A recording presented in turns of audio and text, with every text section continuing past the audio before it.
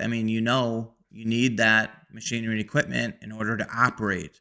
If you don't have it, you're going to be renting it, you're going to be paying someone else to do it. So here's the bottom line. Although your machinery and equipment changes, most of it sticks around quite a while, it is part of your farm legacy too, just as much as the land, because it's that important and it holds so much value. It just has to be done right. So if you're ready to get things going, reach out.